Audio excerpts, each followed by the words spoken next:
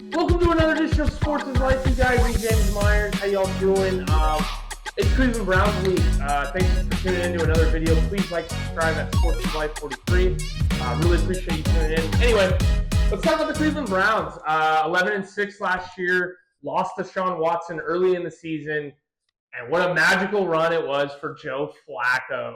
Yeah, Joe Flacco. Unbelievable. If you guys forget, he balled last year. Just found a rejuvenation in his career, I guess. I don't know what he drank, what he ate during the season, but it was impressive. I couldn't believe it. I bet a lot of people weren't expecting how well he played last year. Speaks to Coach Kevin Stefanski as well, the head coach. I think he's a great coach.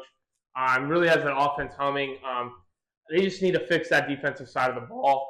But they were a wild card team last year. Lost to C.J. Stroud and the Texans on the road in week one, the wild card round.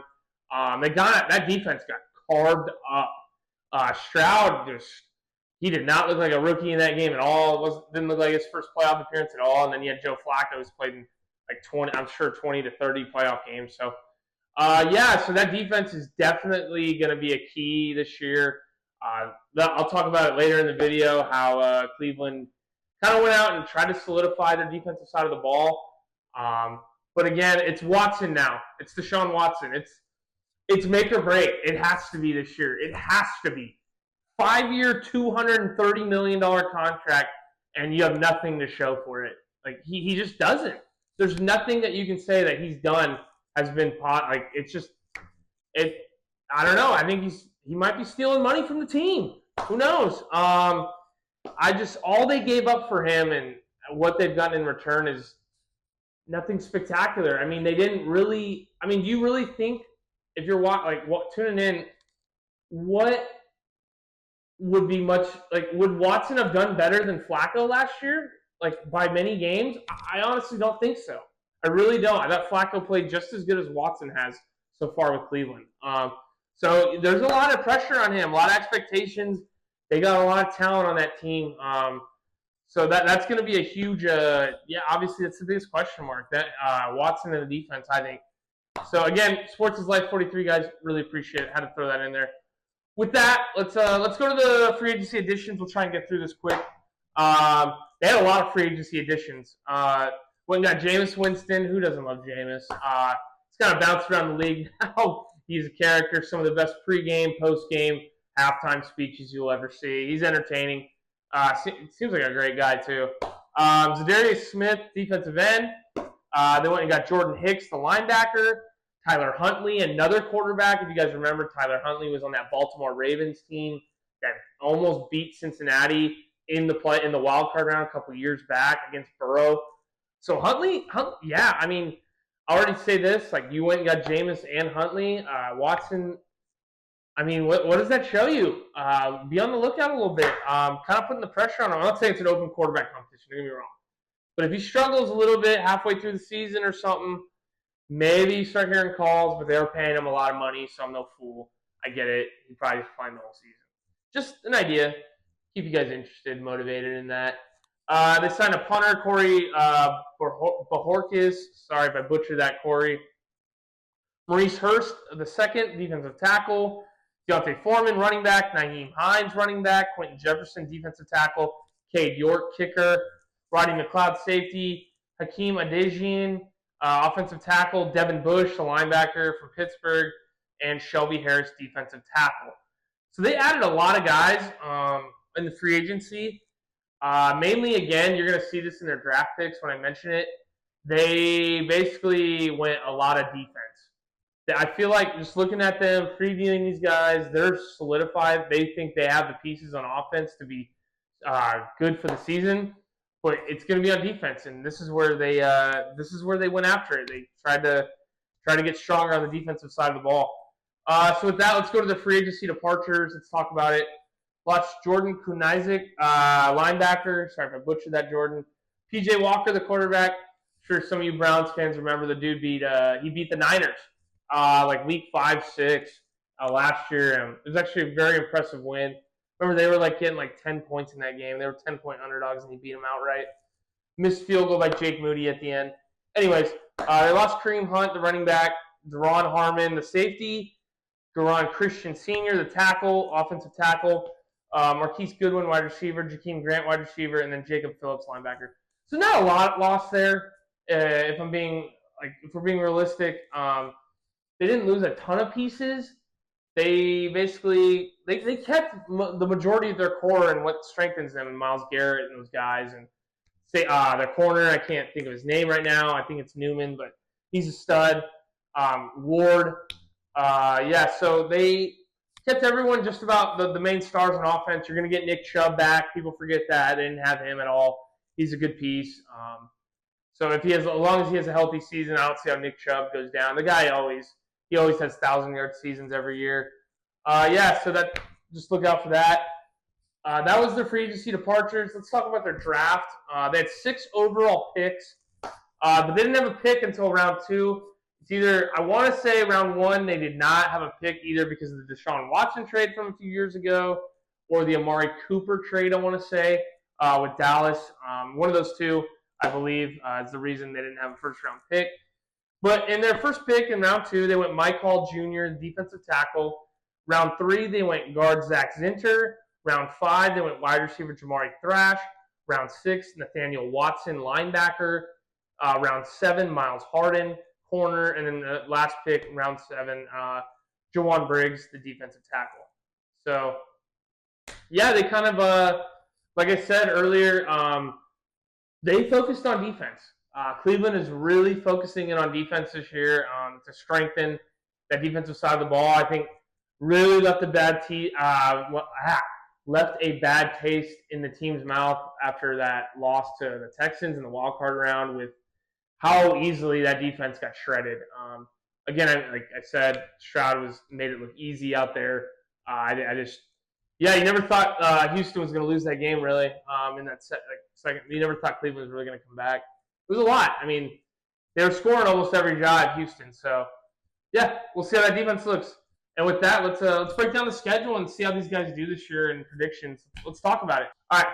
So week 1, they get Dallas at home. I mentioned Dallas with their Amari Cooper trade. I think they get the win here. Dog pound, Dallas Cowboys. I think they beat them, so they go 1-0. I think it's a good home opener. Also, look out. This is Tom Brady's first game in the booth calling a game. This will be it, Dallas versus Cleveland. This is the best matchup in the afternoon slate, I believe, for week 1. Then they go to Jacksonville week 2. I actually have Jacksonville winning this game. I think Trevor Lawrence, they get it done. I'm not saying Trevor Lawrence is this fantastic quarterback. Trust me, I don't think he is. I think he's solid, but he's nothing spectacular. But yeah, I think they lose. I think Doug Peterson and Jacksonville. I think they'll be better than last year. I do think that. Week 3 versus the Giants. I got them beating the Giants at home. I think Daniel Jones and them. I think they're going to be better though, but I think this is too much for the Giants to go on the road and beat them in the dog pound. So they go 2-1, and then they go to the Raiders week 4. This is my upset. I think a lot of people would probably take Cleveland here. I'm going to take the Raiders in Vegas. I think Max Crosby can force enough plays. Gardner Minshew, I think this will be this game where he's on, and because Gardner Minshew, man, that guy he's so hit or miss sometimes. I'll give the Raiders the win here. So they go to 2-2. Then they go to Washington week 5. They get the dub, I think. Jaden Daniels, rookie quarterback. I think it'll be tighter, though, than most people think. I think this will be a close game, but I got them winning. So they go to 3-2. Then they go week 6 to Philly, back-to-back NFC East teams. I think they lose this game. I think it's a tough spot. This will be their 3rd road game in a row at this point. I got them losing. I think Eagles are going to be a really good team. They'll probably win the NFC East. So I'm going to give the Eagles the dub. So they go to 3-3 through 6 weeks.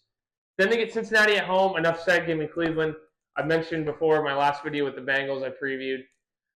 Burrow and the Bengals do not win in Cleveland. Like Burrow, I think he has 1 win in Cleveland his whole career. I don't know why. He can't do it. They just cannot win in Cleveland. So I got Cleveland winning this game. They go to 4-3. Then back-to-back divisional opponents. They get Baltimore at home as well. So that's big. Back-to-back at home.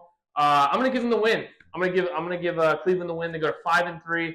Tough play. Baltimore struggles in Cleveland too. I mean, a lot of teams do. But the divisional, it's tough. That AFC North, the home team is just it's tough. It's just give me Cleveland here.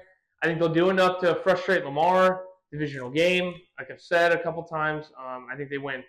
So they go to 5-3, and then this is the game I have the upset. I got the Chargers going in there and winning. I think they'll overlook. I think this is a good spot for the Chargers. They're gonna have their third straight home game. It will be 3 straight home games, but you're playing 2 straight divisional opponents, and then you get the Chargers coming in. I think they're going to be beat up. I think they're going to look forward to that bye because they have the bye the next week, and they may take the foot off the gas a little bit. So I got the upset here. I got the Chargers winning, 5-4, and then they go to the bye at 5-4 in Week 10. Week 11 they go to New Orleans off the bye. I have New Orleans winning here. I'm going to take the Saints. Ugly game. I think it's going to be a very ugly game. So they go to 5-5. I got Carr for a little bit of an upset. I think Saints will be a little bit better than people think, and they win this game. Week 12, they get Pittsburgh at home on Thursday Night Football. Short week, but I think they win. They, for some reason, win at home on Thursday Night Football. I want to see that stat, but since that whole Thursday Night Football started with the NFL, they just don't lose at home on Thursday Night Football. They don't lose to Pittsburgh at home either. Give me the win with the Browns, 6-5. Then they go to Denver Monday Night Football, so they're going to have over a week to prepare for this game. I'm going to take the Browns. I think they get to 7-5, and then they go to Pittsburgh, divisional game. I think Pittsburgh wins the second of the matchups, and they go to 7-6. Tough place to play in Pittsburgh. Tomlin, this is a game he usually wins. I'll take Pittsburgh. So they're 7-6. And then they get Kansas City at home. A lot of people here would take Kansas City Week 15. I'm going to go with the upset. I'm going to take Cleveland. I think it'll be a good game. I think it'll be a shootout. But I'll give me Watson and those guys. Maybe cements himself as the team's quarterback. And in a desperate situation, desperate teams, because they'll be 7-6 at that point, I think they get it done. So they go to 8-6, and then they go to Cincinnati on Thursday Night Football, short week. Give me the Bengals. I had the Bengals winning this division. I think it's just going to be a tough spot. You get Kansas City. You go to Pittsburgh versus Kansas City, and then you got to go to Cincinnati. Give me the Bengals here. I just think that's really tough. They have a brutal schedule. They have the 3rd hardest schedule in the NFL this year, at least stats-wise. And then you go. Then they get Miami at home on Sunday Night Football. So again, they'll have another week and a half to prepare. Give me Cleveland. I don't like Tua in this spot. I wouldn't take Tua here. That's a tough place to play in Cleveland. I don't think Tua will be ready for the dog pound. Give me Cleveland. And then they go to Baltimore. Last week of the season, I have Baltimore winning. I think they split the series again, and they lose. Yeah, I think Baltimore wins. So I got them going 9-8 this year.